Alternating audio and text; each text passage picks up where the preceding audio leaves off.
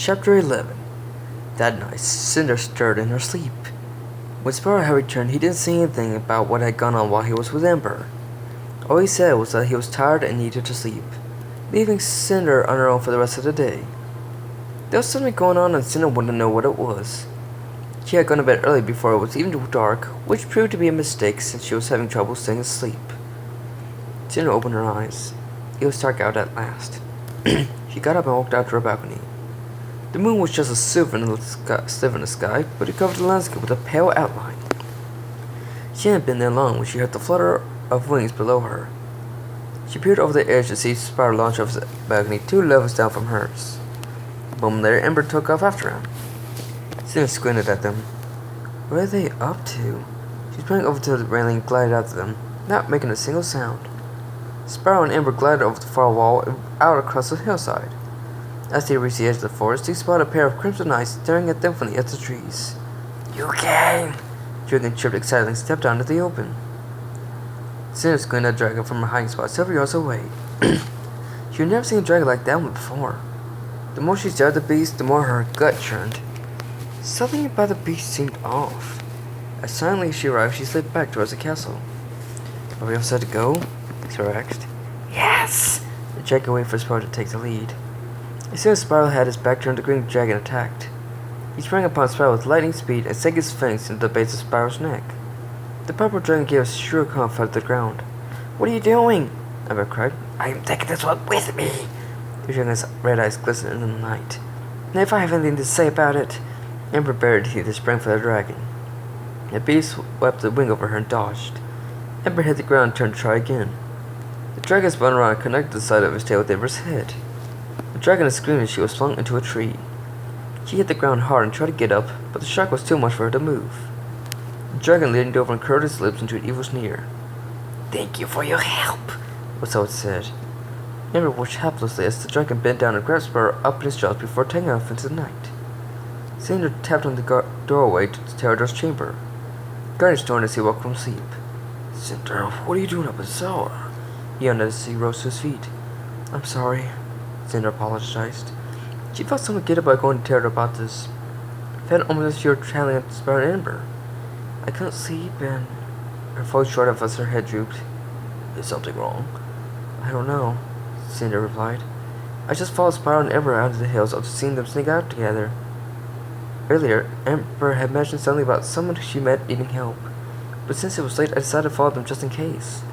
They met up with a strange-looking dragon on the edge of the forest. I don't know why, but I just got a very bad feeling about them. "They met another dragon?" Pterodor's lips pressed together tightly. "What did this dragon look like?" Well, Cinder looked back through her memory. It stood on 2 legs, had 2 wings for arms.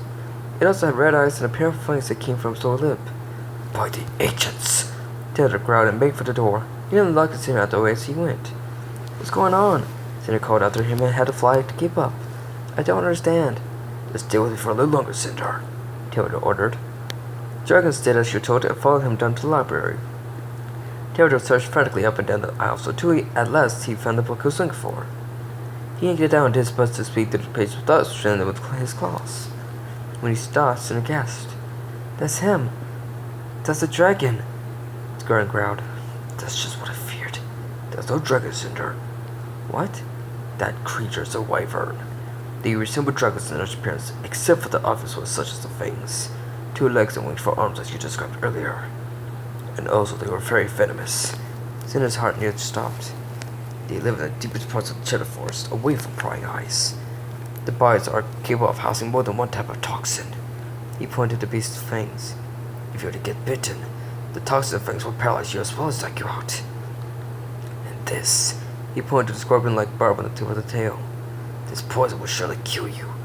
"How long will I have?" Cinder asked desperately. "I cannot say for certain." Pterodor shook his head. "But it goes without saying that I've never met anyone who has survived a wyvern's sting." "I have to go find Spyro." Cinder turned half for the door. "Don't go alone," Pterodor called after him. "I will alert the other guardians." With a single bounding flap, Cinder was back in the air and out the door. She reached the sleeping chamber of Flame and shook him awake. "Flame, get up! Now!" she yelled. "Huh? What? What's going on?" Fire breathed open his eyes and looked at her with an agitated look on his face. Spyro and Ember! They're in danger! We need to help them! Okay, I'm up. Slime's eyes grew wide and he sprang for the door just behind Cinder. The two dragons whisked over the wall and across the hills.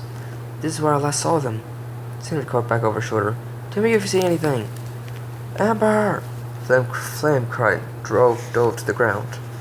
Cinder followed as Flame landed beside her. The pink dragoness lay motionless on the ground. Ember? Ember! Wake up! Flame shouted desperately. Ember groaned and twitched slightly. She opened her eyes and looked up to see Flame leaning down towards her. Spyro! She wheezed. It's okay. Flame stroked her cheek. Everything's gonna be fine. No. Ember shook her head weakly. She used her palm pointing towards the trees. Spyro was taken. That's all I needed to know. Cinder said and disappeared into shadows. You're gonna be okay, Ember. Flame continued to talk soothingly to her. Let's get you back to the city. No. Ember sobbed through the pain. We had to help Spyro. She struggled to stand, but the shock remained, and she collapsed to the ground again. Ember, you need medical treatment. I can't help Spyro in your condition. It's my fault. Ember cried with tears in her eyes. I got him into this mess. I can't let go without a fight. I love him. Flame shrank back. It felt like he'd been hit with a spike in his chest. After watching Ember cry for a couple of minutes, he sighed, squeezed the tears from his eyes to try and hide his emotions. Alright then, he said with an enforced smile. Let's go help our friends. The wyvern flew on through the darkness. It was now several miles away from Dragon City, and feeling goaded, slowed his quickened pace. He flew on for another mile before an object caught his eye. He glanced down just in time to see Cinder shoot up from the darkness of the forest. She let loose a piercing roar and slashed angrily with her talons.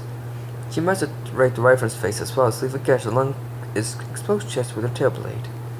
The beast hissed in anger, black-winged, or back-winged. Cinder spun around and hovered before him, blocking his path. Let him go, she panted. She spun as fast as her wings would allow her to get this far away from the city. No, I will not release my prize, the wyvern snorted angrily. You can't take it from me. Cinder's pupils turned to slits and she unleashed a blast of black fire at the monster. The wyvern shrieked to dodge to the side, but not without the sight of his tail getting singed. That hurts, he cried as he looked at his burnt tail. Good, Cinder shouted and charged him. The wyvern flew up, and Cinder followed close. He was fast, but not enough to shake Cinder off his tail. She chased the beast around in circles before she began to notice he was beginning to pick up speed. Spyro! Cinder shouted over the rush of the wind. The purple dragon's eyelids twitched slightly. Said pounded. Spyro! Cinder shouted again. Cinder? Spyro opened his eyes to see the world flying beneath him and he was immediately up. He glanced up at the creature that had him in his talons, then back to Cinder, who was trying to keep up but was tying out. Cinder! Spyro called back and struggled to free himself. Hey, stop moving! The wyvern snapped. Spyro, hang on! Cinder shouted and beat her wings faster. Not now that he was awake, perhaps he could help bring this thing down. As if it was reading her mind, Spyro unleashed a blast of icy breath. The side of the wyvern was frozen, but the creature showed no signs of slowing down. I said stop moving! The wyvern snapped and flew straight up. He grasped by the headings of the talon, held his neck stiff, to bite it again. Spyro hogged desperately and unleashed a wave of electricity around him. The surge cut the wyvern by surprise and it shrieked in pain. The surge of power caused it to squeeze the talons around Spyro hard and things choked him. The surge died down as Cinder slapped the hat back at the wyvern's head, began to claw and bite with everything she had. The wyvern bellowed with rage as it tried to shake her off. At last it had enough. The wyvern dove towards the ground, hoping the force of the dive would shake off the dragoness. Cinder released her claws from his neck and blew a gust of wind that sent the beast spinning out of control. With a dying cry, the wyvern smashed the trees below. Cinder flew down the ground and bared the teeth of the creature that easily stood 3 times her size. The wyvern lay on the forest floor, its wings and one leg broken and bleeding. Spyro's body rested a few yards away. Cinder saw he was breathing and was able to relax 3 scales. You are making a mistake, the wyvern hissed, showing his fangs. I can kill you easily. Now die before I let you have Spyro. Cinder snorted. I'll end your life before I let you grab him again. The wyvern glared at her in disgust. He knew he would be able to run away from this fight so easily. Just as Spyro regained consciousness, he groaned as he turned to pick up his sore and battered body off the ground. Then an evil grin sparkled his wyvern's mouth. Then I will have to kill the purple dragon now. Cinder's eyes grew wide as the wyvern turned and swung his tail at Spyro. The poison bar stabbed Spyro in the neck and he gasped in shock. His eyes locked inside and he fell to the ground. No! Cinder screamed and took a step forward. She turned her hateful glare on the wyvern as she began to glow with convexity. With a bitter roar, Cinder unleashed a wave of black fire, completely engulfing the wyvern. The monster shrieked, but the sound disappeared as his body burned away. When the glow died down, Cinder gasped for breath. She was exhausted, but that didn't stop from watching Spyro. "Oh no!" she gasped. Spyro's eyes remained wide and staring into distance, and his mouth hung open in shock. Just then, Cinder heard the sound of heavy breathing and the flapping of wings above her. Flame descended from the sky with Ember draped over his back. "What happened?" Flame whispered as he set Ember down. The dragon stumbled, but Flame helped her catch her balance. "Spyro's been poisoned!" Cinder cried as she looked over his wounds. There were 2 large fang marks at the base of his neck. They were still bleeding. The wound from the sting was beginning to glow, and an unnatural green and it was spreading across Spyro's neck to the rest of his body. "We need to get him back to the city!" Ember took a welcome step forward. "The healers can help him." "It's not enough time!" Cinder snapped. "There's only one thing we can do right now." "For me to do." Cinder looked back at Spyro, who was beginning to go into convulsions. She lifted his head in her paws and took a deep breath. "I love you, Spyro," she whispered. Then without any more hesitation, she opened her jaws and bit down the wound. Spyro's body jerked sharply as it began to suck. Ember and Flame watched with wide eyes as the spraying green began to shrink back to the wound. Each time Cinder inhaled before sucking again, she would let the poison she sucked out fall from her jaws and onto the ground, where it hissed and burned into the dirt. After nearly an hour, Cinder released Spyro from her jaws and set his head down to rest. "What did you do?" Flame asked. He and Ember stood stunned by the whole scene. "I drained the poison from his wound," Cinder panted heavily. "It should be safe from that for now. But we need to get him back so the healers can close off those punctured wounds." Flame helped lift Spyro's limp body onto Cinder's back before carrying him around his own. "Is he going to live?" Ember asked as they hurried back to the city. Cinder glared and said nothing. Ember sighed sadly. "Cinder, I didn't know." Cinder sighed and the anger disappeared from her face. "I know, but I expected more." Ember and Flame glanced at each other, then back to Cinder. "When we made our deal, we made a trade. You asked me to look after your most precious possession." She turned towards her with tears in her eyes. "And expected you to look after mine." Ember's heart sank as she watched Cinder push forward ahead of Flame. Up ahead they could see the lights of the city burning bright.